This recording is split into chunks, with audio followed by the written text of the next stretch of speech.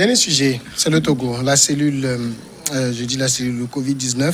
La France a décaissé 2 milliards de francs CFA pour le programme Novici. Le Togo et la France ont signé donc ce décaissement mardi.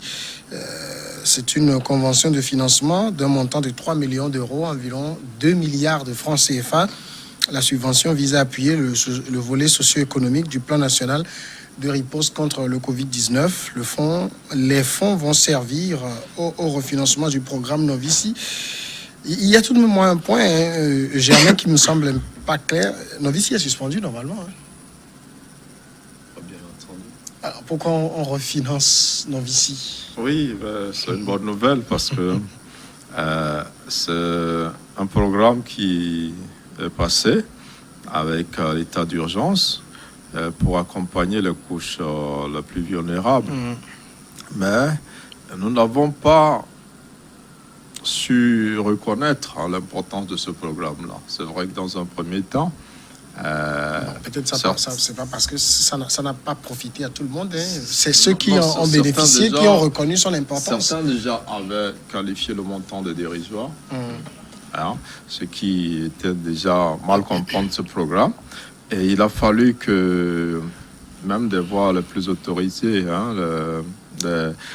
des éminences grises en économie se prononcent notamment sur ce projet. Il y a les deux tours et les deux prix Nobel, j'allais dire, en économie de 2019, qui ont particulièrement salué ce programme du Togo et ont souhaité que les autres pays le suivent. Je pense que c'est dans ce sillage-là que des partenaires comme la France appuient ce programme.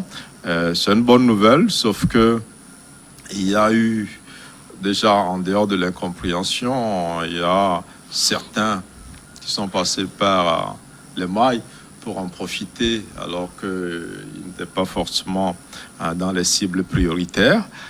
Et puis, je crois que le gouvernement, au bout d'un certain temps, avec l'amélioration de la situation et l'allègement des mesures, a réorienté ce programme-là. Et donc, il n'est plus dans sa phase primaire, mais l'esprit du programme demeure. Et je pense que c'est cet aspect-là que la France veut accompagner. Donc, en accordant ce prêt de 2 milliards, là, ce soutien de 2 milliards là, au Togo.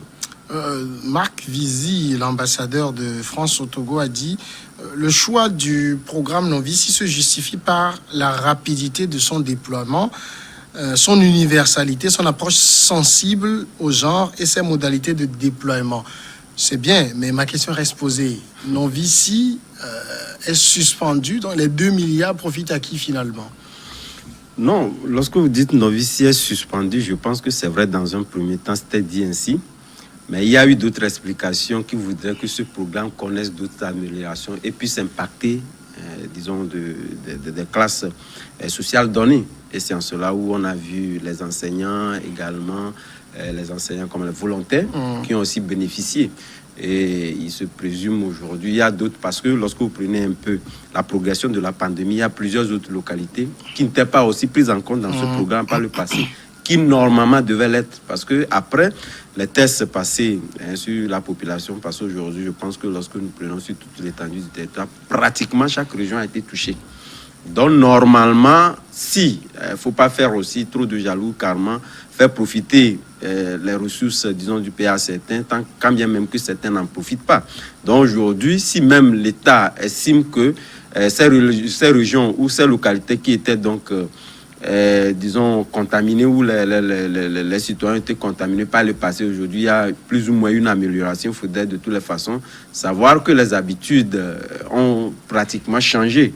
Donc, dans la pratique, il faudrait quand même que l'État puisse faire quelque chose pour les soutenir, à toujours continuer dans cette proportion-là. Parce qu'aujourd'hui, je pense que lors de la conférence de presse annonçant les examens, le Premier ministre est encore revenu là-dessus. Sans le dire, il a dit, l'État a fait un certain nombre de choses sans communiquer là-dessus. Et il donnait l'exemple, par exemple, des enseignants volontaires, disant qu'il laisse le choix aux journalistes d'aller leur poser la question de savoir si ce que réellement l'État a fait. Ça voudrait dire que, au-delà de la suspension de Novici, il y a eu, d'une manière ou d'une autre, l'État a dû faire certaines choses qu'il n'a pas communiqué là-dessus, que nous ne serons pas. Parce que c'est vrai que je vois mal que l'État puisse prendre des dispositions.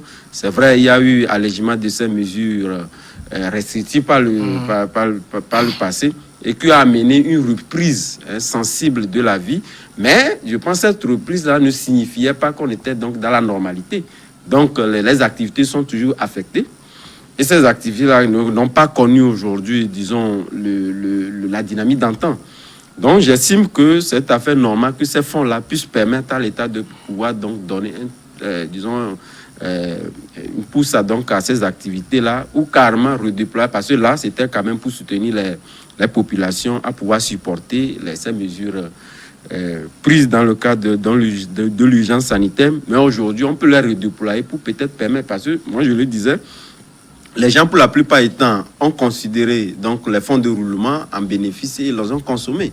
Est-ce qu'on ne peut pas réellement revoir d'autres aspects pour leur permettre au moins d'avoir le minimum? C'est vrai, on sait que le FNFI n'est pas parti, mais pour leur donner un peu la capacité à pouvoir donc, continuer les activités. Ça veut dire que... C'est en tout cela qu'il peut y avoir une réorientation de ces fonds-là qui sont alloués. Dans les faits, Novici n'est pas suspendu. Pratiquement, non. Il y a eu une redéfinition entièrement. C'est pas moi qui ai dit, c'est eux qui ont dit que c'est suspendu. Hein. Non, mais par après, les communiqués ont circulé en disant, voilà, il y aura donc une reconnaissance. Oui, parce que moi j'ai lu, c'est que si, en raison de l'évolution de la pandémie, on réinstaurait des mesures de couvre-feu, par exemple, cantonales, c'est ce qu'ils ont dit, ce sera cantonal, là, on peut refaire Novici. Jusque-là, où nous parlons, il n'y a pas eu de mesure de couvre-feu au niveau d'un canton. Mais vous avez oublié le cas que je citais tantôt en disant que les enseignants volontaires. Oui. C'est vrai que ça également, parce que c'était après, parce que vous prenez le cas social qui était donc considéré avec les 6 et les 5 000. Mais les enseignants volontaires aussi, sans l'appeler justement Novici, mais c'est sur le même programme sur lequel on a eu quand même à affecter des ressources. Ça dit, c'est eux qui ont mal communiqué en disant que c'est suspendu. Non, mais il ne faut pas être tacite sur la... Je pense que gouverner, c'est prévoir. Et en cela, j'apprécie le gouvernement qui a su utiliser le mot suspendu. C'est-à-dire qu'on n'a pas dit c'est fini. Bon, on a dit c'est suspendu. Ça veut dire qu'à n'importe quel moment, on peut toujours reprendre. J'ai constaté aussi que c'est l'ANADEB qui a finalement plus communiqué sur une reprise probable de l'aide. Mais il faut... C'est elle qui a la directrice qui a géré. Hein. Bien sûr, mais par rapport à la reprise, ce n'est plus le gouvernement qui avait communiqué directement, mais c'est l'agence qui s'occupe effectivement de la gestion de l'aide qui a plus communiqué sur une probable reprise, mais d'une façon sectaire, géographiquement parlant. Alors aujourd'hui, ce qu'il faut noter, c'est que Novici a été suspendu à un moment où les gens ne s'y attendaient pas. Le constat aussi, c'est que tous ceux qui ont souscrit à ce programme, ce n'est pas tout le monde qui a effectivement reçu les tranches qui ont été quand même annoncées. Et puis, il y en a qui ont été carrément... qui sont déçus parce qu'ils ont eu à entendre que leur carte était falsifiée ou la police a annoncé aussi des personnes qui ont détourné. C'est un peu de cette aide-là. Il y a des moyens techniques et technologiques. Aujourd'hui, mais il y avait eu des mécaniques qui les ont permis de prendre donc la suite. Oui, ce qu'il faut noter, c'est que c'était quand même un programme qui a été initié à la hâte. Et il y avait certaines parties qu'il fallait revoir pour l'améliorer. Sina Lawson l'a reconnu, nous avons des difficultés techniques au début du projet, parce que beaucoup de bénéficiaires ne connaissaient même pas le code secret, d'autant plus qu'ils ne sont pas habitués à ce genre d'opération. Il a fallu qu'ils aillent à l'agence de téléphonie avant d'être servis. Donc, les difficultés ont été corrigées au fur et à mesure. Au fur et à mesure, on améliore le programme. C'est vrai, il aurait fallu sensibiliser les gens sur... comment utiliser effectivement le T-Money avant de leur donner l'argent. Et ça aussi, ça devait faire partie du programme. Mais nous sommes... Est-ce que c'était ça vraiment les difficultés? C'était plutôt cette histoire de numéro de carte qu'il fallait inscrire. Après ça, vous dites... Il y avait le problème de numéro de carte. Et tout. Et puis, au niveau de la technique même, comme l'a expliqué beaucoup de spécialistes, c'est que on avait conçu le programme pas pour atteindre une certaine quantité de réceptions par jour. Vous avez vu l'impact que cela a eu même sur la communication au niveau de Togocel et sur les autres transferts dans le pays, parce qu'à un moment, T-Money ne marchait même pas pratiquement toute une journée. Alors aujourd'hui, ce qu'il faut noter, c'est que le programme Novici n'est pas la seule forme d'aide que le gouvernement a initiée. Avant Novici, avant même la crise, le gouvernement a une forme d'aide qui consistait à appuyer des familles avec pratiquement 15 000 francs chaque 3 mois. Chaque trimestre. Et cette aide était envoyée directement par Timoni ou Flouze à ces familles-là. C'est des familles qui ont été sélectionnées sur tout le territoire national, de Lomé jusqu'à Saint-Cassé. Donc, c'est des familles qui ont été désignées comme des familles démunies, donc qui recevaient de cette aide-là. Mais avec la crise du coronavirus, le gouvernement a essayé de revoir le système. Comment faire pour pérenniser cette façon d'aider? Ensuite, moi, je pense qu'il ne faudra pas seulement donner de l'aide chaque fois aux familles, mais il faudrait aussi les accompagner pour pouvoir faire des activités qui puissent rapporter. Parce que je ne comprends pas tellement qu'on envoie toujours 15 000 francs par trimestre à certaines familles, mais qu'on ne les sensibilise pas aussi à pouvoir mener des activités qui puissent leur permettre de pouvoir s'en sortir économiquement.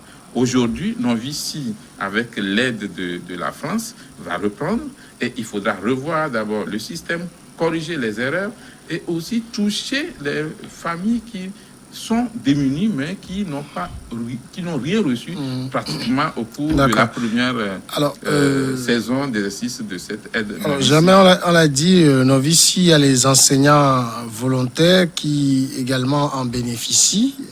J'ai oublié en tout cas le montant, mais ça veut dire que c'est cette cagnotte que va aller nourrir les 2 milliards maintenant. Qui vont nourrir les 2 milliards de la France. Non, je pense que les 2 milliards vont aider. Vous savez déjà, pour cette pandémie, le gouvernement a fait des prévisions de 400 milliards. Donc une bonne partie va renforcer le système de santé. Et une autre partie va régler un certain nombre de problèmes dans Novici. Donc, mais ça, je crois que c'est un soutien qui va directement à Novici. Novici qui a été réorienté. Et c'est vrai qu'au début, le gouvernement pensait bien faire. Vous savez qu'on parle de 12 500, mais il y a eu les 20 000 qui étaient destinés aux conducteurs de taxi-moto. On estimait que la pandémie allait impacter leur activité. Ils ont reçu finalement. Mais on a vu que la plupart n'ont pas respecté du tout les mesures du gouvernement. Et qu'il n'y avait même pas, il n'y avait pas de où on ne devrait pas déjà transporter au départ. Finalement, il n'y a plus, ce n'était plus une mesure qui a été mise en vigueur. Oui, mais en fait, on avait annoncé, c'était prévu même pour un 4 avril, il me semble. Oui, après, en fait, c'est dans le cadre de l'annonce de cette mesure que cette prime spéciale avait été dédiée aux conducteurs. Certains en ont touché. Même si leur activité est normale. Voilà, donc ça, par exemple, il fallait corriger ça. Donc maintenant, dans le déroulement de ce programme, on a vu qu'il y a eu beaucoup plus la population des villes de Lomé et de Sokodé qui étaient concernées, alors que tout le pays est touché. Donc, il faut recadrer tout ça, Dame le disait, et je pense que les 2 milliards vont renforcer ce que l'État a déjà prévu pour gérer cette pandémie-là.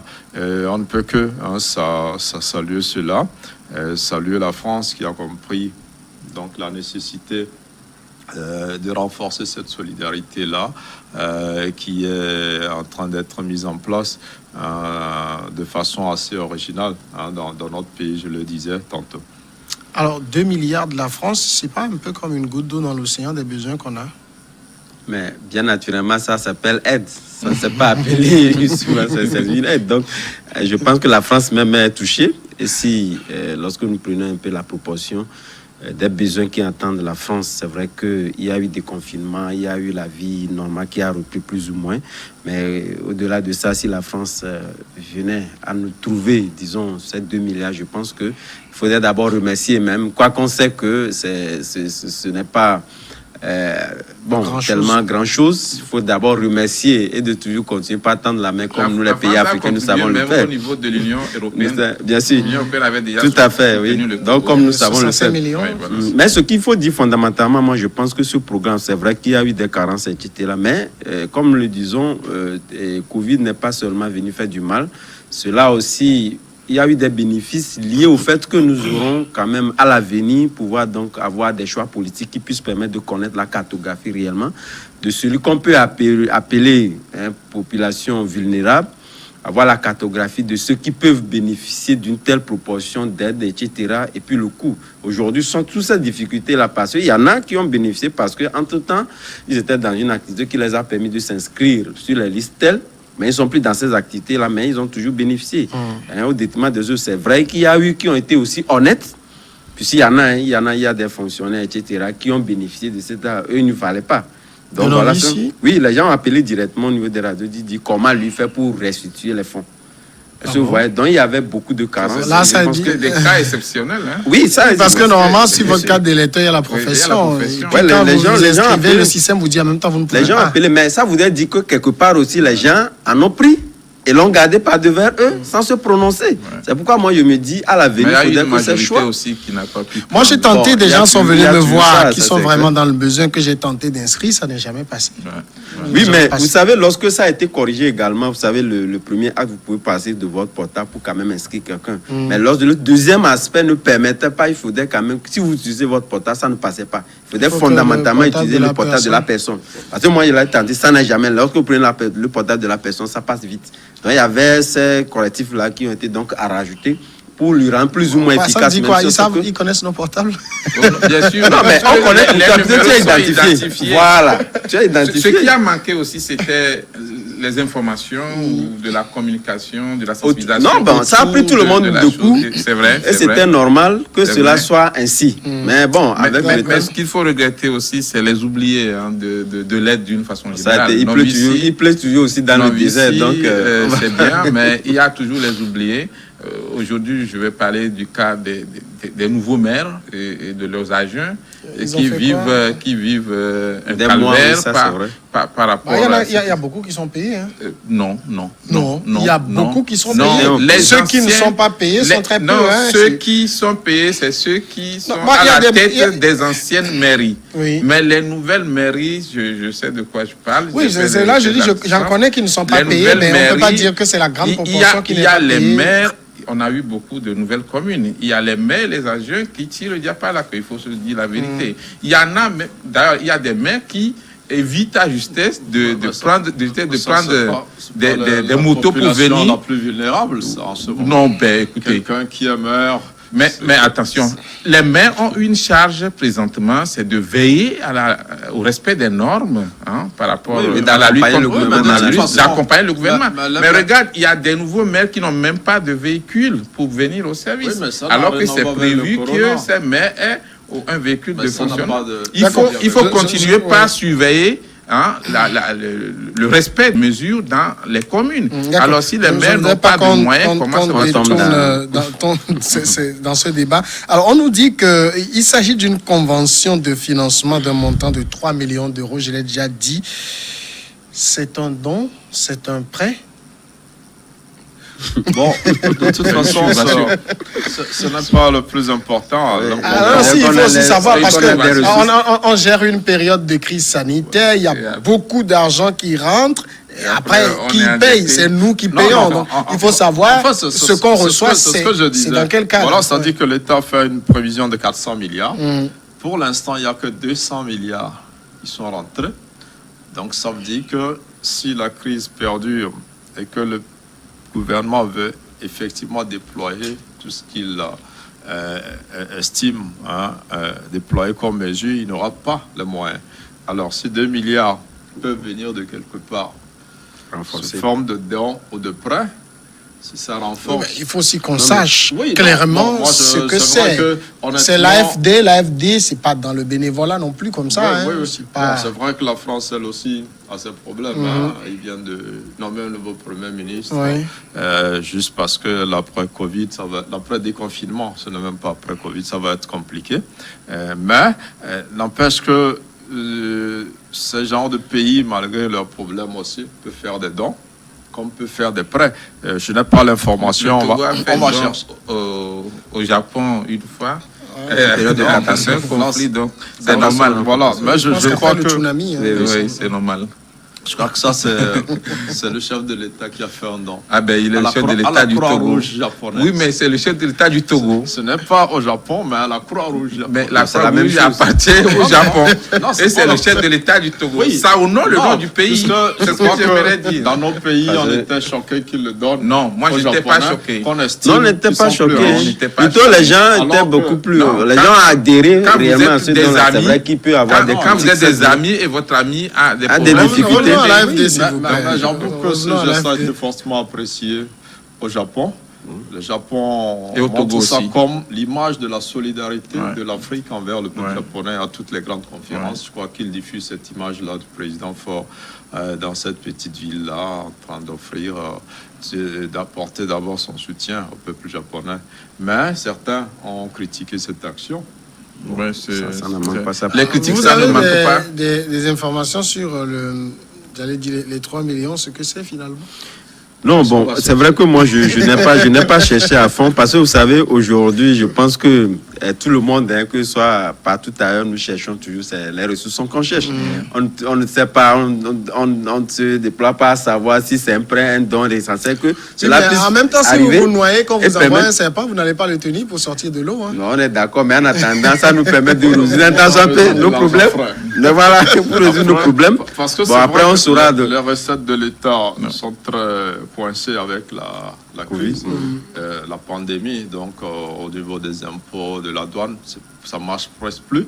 Et donc, quand ce genre de financement arrive, on est preneur avant de savoir s'il faut rembourser après ou pas.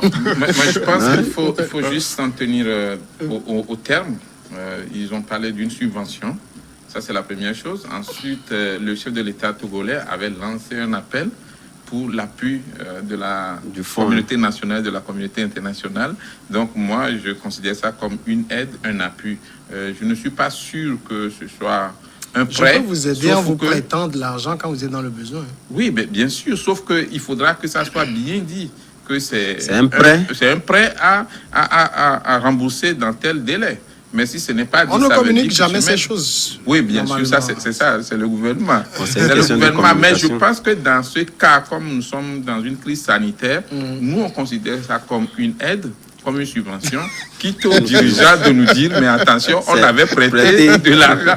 Mais le nécessaire, c'est qu'on puisse avoir les moyens pour lutter efficacement contre le coronavirus. Ça veut dire qu'après tout ça, on aura des comptes précis. Ben, le compte est déjà fait. Ouais, c'est sûr qu'il y aura les comptes. ça à la télé, il y aura les comptes. Non, je ne parle pas des dons pour le après, chose là. Non, je ne parle pas de ça. Okay. Je dis de tout ce qui a été engrangé, de la provenance, de comment ça a été géré, de ce qui était don, de ce qui était prêt. Bon, de toute façon, pour l'instant, les entrées sont signalées. Et ils font un bel exercice d'ailleurs sur la TVT, en citant même les contributions les plus modiques. Donc, j'ai vu des 5 000. Oui, 5 000. On donne ton nom à la télé. Je crois qu'on devrait pouvoir... C'est intéressant. Moi, j'ai envie de donner, mais je ne sais pas. Il faut démocratiser le mécanisme de don. Il faut les flous, les timonies. Il faut forcément aller dans une banque, là. C'est compliqué, hein? Non, ils ont donné les moyens. C'est pas compliqué. La volonté. C'est pas si compliqué. Lorsqu'on a la volonté de donner, je pense que... Moi, j'ai mon voisin qui a donné la dernière fois des aliments enrichis. Qu'ils ont évalué, ils l'ont vraiment salué, ils l'ont remercié. C'est un comité qui fait un très bon boulot. Et ils ont évalué ça. Il l'a donné en nature, mais ils ont évalué.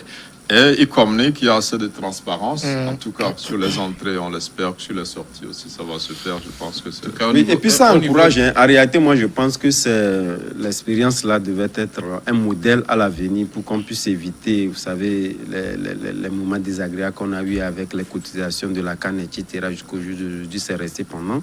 La population n'y sait pas. Lorsque les choses sont faites dans la fiabilité, dans l'honnêteté, comme ça encourage. Vous voyez, déjà, je pense qu'à part vos 5 000, vous allez quand même devoir en rajouter. Non, si je vais donner, c'est pas 5 000, non. Ah, d'accord. Donc ça, vous avez dit que ça, au niveau de la presse, on participe déjà par notre travail à Non, cette on a fait sensibilisation. Oui, Quand bon, on nous, aura les au moyens, Togo, on aime beaucoup dire ça, Quand mais je on aura rappelle, je les ne sais pas moyens si aussi, c'est on si va au aller- Burkina on ou va en aller Côte d'Ivoire, les gens ils sont participer. cotisés jusqu'à hauteur de 40 millions qu'ils sont bien allés sûr, donner. Hein. mais il faudrait que... On pouvait initier des choses comme ça ici aussi. Ouais, on est ouais. tout le temps là à demander, il faut nous donner, il faut nous Non, donner on ne aussi. demande Bon, pas, c'est on ne demande pas tout le c'est pas temps. le Nous même- faisons notre non, travail, non, Samuel, nous je pense sensibilisons, que- non, sensibilisons pour Ça la vient lutte faire une contre le comparaison coronavirus. dangereuse. Une comparaison Oui, très, très pourquoi dangereuse dans la Pourquoi Les mesure où- situations ne sont pas les mêmes. Même pas, pas les mêmes. En fait, moi, j'avais cru qu'il allait dire au maire de contribuer. Quand il s'est mis à dire... Avec de quel donner des moyen choses avec au quel maire. moyen Les nouveaux maires monsieur, vont trouver les non, moyens. mais- Même Moi, aujourd'hui, j'insistais plutôt, parce que les ministres ont donné, on attend les députés, les maires. Les maires. Mais ils doivent donner Est-ce que c'est tu as des vu le élus, nom ils doivent donner d'un des maire comptes. déjà Mais quand vous vous Tu demandez as déjà vu plutôt- le nom d'un maire Ouais, Ça c'est prouve les pas messieurs, ce qui se passe. Il nous reste quelques 2-3 minutes. C'est le temps de donner vos notes rapidement. Vivian, on commence par vous.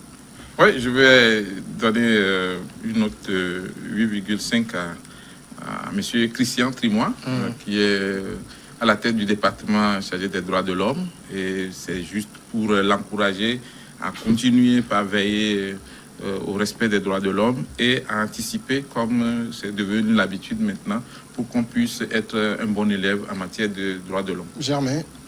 Ben, bon, c'est un carton vert au pays. C'est les notes qu'on donne, de Et, 0 à une 10. note, ben, je dirais plutôt 18 sur 20. Parce que Ça C'est fait sur beaucoup, hein, 10, ça fait 9 sur 10, ça. C'est sur 9 10. sur 10, notre Ouais. pays a été honoré par le gouvernement britannique et une ONG, enfin une organisation internationale britannique, HDN, pour la politique en matière d'électrification rurale, surtout le projet CISO, qui a été salué, primé cette année. Et donc, je crois que c'est un carton vert pour le Togo. Et ce genre d'initiative, qu'elle se multiplie au profit des couches défavorisées. oui, moi j'ai une Madame? note 1 sur 10 que je donne, disons, à des policiers qui se trouvent, vous voyez, lorsque vous dépassez la direction générale de la TDE, où il y a donc sous forme de checkpoints qui sont là-bas de réguler normalement les entrées des motos qui ne doivent pas entrer. Or, il y a eu un système un peu fictif où on gare les motos. Lorsque vous venez, vous voulez descendre la personne, vous allez vers là pour garer. On vient, on vous enlève la clé dans la moto et on vous enflige d'ailleurs même de pouvoir donner donc, de l'argent. Donc, j'estime que ça doit être une mission de pédagogie, comme la force Covid anti-pandémie le fait. Et ça, je pense que ça interpelle un peu la direction générale de la police de pouvoir réguler cet aspect de la chose. Merci, Adam. Merci, Germain Pouli. Merci à Vivien Tomi. Merci à vous tous d'avoir été en notre compagnie. N'oubliez pas de continuer d'appliquer les mesures barrières et de prier également.